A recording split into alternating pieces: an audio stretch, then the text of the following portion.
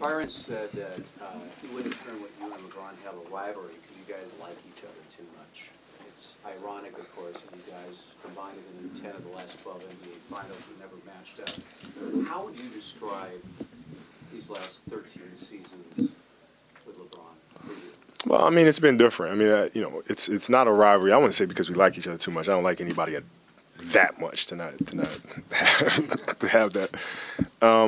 But in all seriousness, I mean, when he first came into the league, Cleveland was still trying to figure things out, right? And we hit our stride a lot sooner. And obviously there were years where we could have faced each other. I think they got bounced by Orlando one year, and so it just never worked out. So from that sense, a real rivalry never developed. I never really.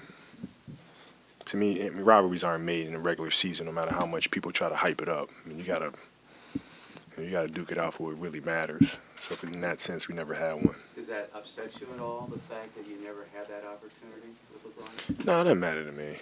It really doesn't.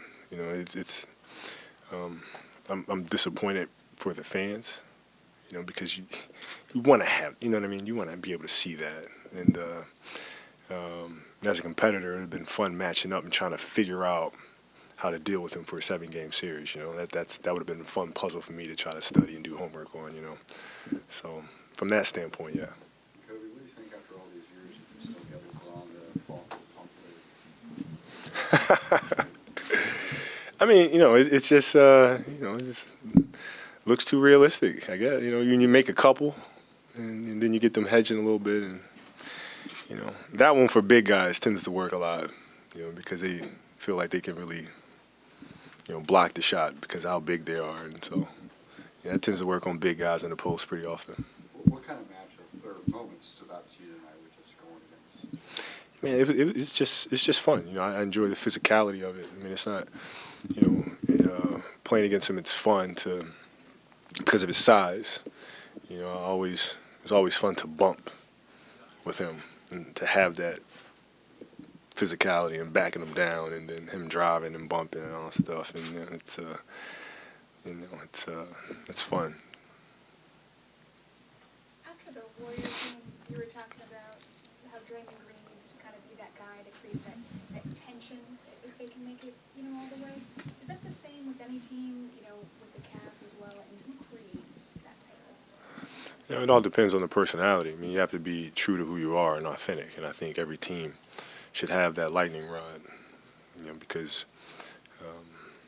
the happy-go-lucky stuff doesn't work. I mean, I don't care what anybody says or what people's perception is of a team. You have to have that inner conflict. You have to have that person that's really driving these things. So, from the Cavs perspective, it's hard for me to tell from afar who should be that person. LeBron's not that person. LeBron's he brings people together. I mean, that's what he does naturally. He's phenomenal at it. But you have to have somebody else that's going to create that tension, and maybe it's Kyrie. At times it sort of looked like a game within a game with LeBron. Did it sort of feel like that? Like it was sort of its own entity between you and him within the greater scheme of the game? I mean, maybe. I mean, in certain moments. I mean, it's we both enjoy having those matchups, and there are times when he was trying to post me up, and I'm waving my teammates to get the hell away and do not double. Let me. This is fun. I don't want doubles ever, and so from that standpoint, yeah, maybe. LeBron right now is the same age that you were when you won your last title. Do you think that he's probably got a greater urgency to try to get a few more rings going? How difficult it's been for you since that time? Well, I mean, yeah. I mean, if I was him, the thing I'd be obsessing over is dealing with those boys up in Golden State, right? So, just from a leadership perspective and how you construct the team and the personality of the team, you have to make sure that you're ready to do battle for that if you're fortunate enough to get there, and Golden State's fortunate enough to get there, right? I mean, that's the problem, right? So from that standpoint, you have to figure that out. You can't leave it to chance. You can't leave it, you have to really study. And so hopefully his mind's focused on that. It's not focused on where he is in his career and how far he is. And you have to focus on the problem. Can you recall your initial thoughts thoughts about LeBron when he came out of high school? I thought he had a tremendous amount of potential. I thought he saw the floor extremely well, and then it was a matter of really be able to stretch the floor, with the jump shot consistently. He was ambidextrous at an early age, but the big question was trusting the jump shot. And as you can see throughout his career, he's really evolved to be able to do that and keep defenses honest. Did you feel extra spry tonight or anything like that? Did you know that you were Nah.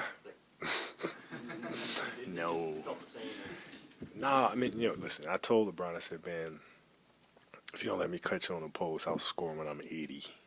You know what I mean? That's like grown man, old man game, man. I catch it on the post. It doesn't matter. I don't have to be loose or anything like that. I mean, I'm just going to bump, turn, fade, bump, turn, fade. You know what I'm saying? So to answer your question, no. No, but I was able to catch the ball, free throw line below, and operate, so. Toby, scusa, ciao, sono italiana. Ciao, piacere. Visto che parli molto bene italiano, ci spieghi, l'hai già detto 2 volte, però io te lo chiedo di nuovo, ti dispiace non aver incontrato Di Bryant in una finale NBA? No, non importa. L'unica cosa che è importante è vincere i campionati. Però mi è piaciuto moltissimo se magari abbiamo giocato una volta nei finali. Però vincere i campionati è la cosa che è più importante. E magari tornare in Italia, visto che adesso hai Beh, Year Basketball? no, tornerò per fare camps o cose così, però per giocare sul serio no, non posso. No, non posso. Fisicamente non posso.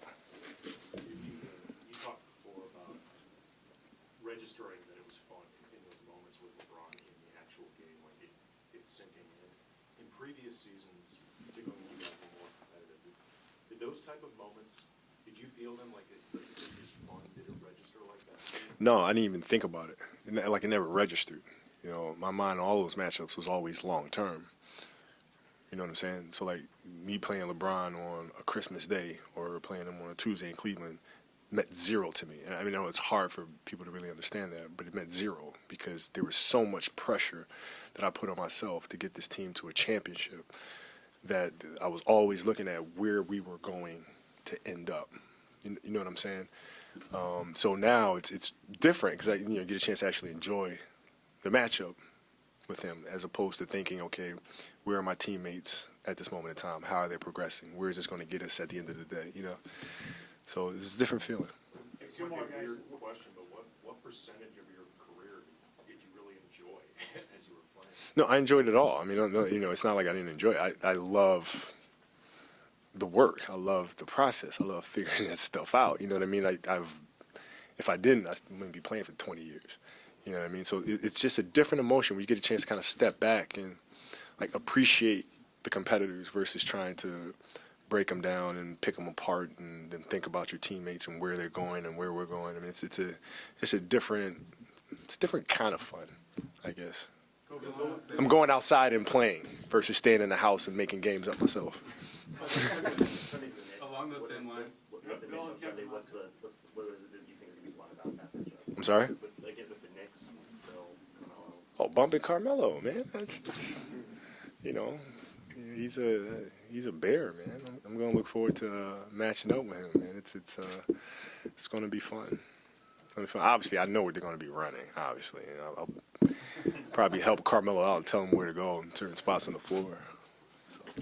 These final matchups are obviously special for you, but just overall, even these kind of moments, you seem to be genuinely enjoying these and happiness. Are you just really good at acting, or is this like are you actually kind of enjoying this all one last time? I've always been a smart ass. I'm still a smart ass now. You know what I mean? So I think now it's just it's a little different because we're not playing. There's not the championship at the end, right? And I don't play around with that. I sit here years ago and I'm talking to you guys. I understand what's at stake, and it's not funny to me. It's not a game to me. You understand? It's very, very serious to me. So that's why I wouldn't be up here smiling and joking around. I mean, this like we got a job to do. We can smile after we win a championship, and do all that sort of stuff. Now, obviously, it's not the case.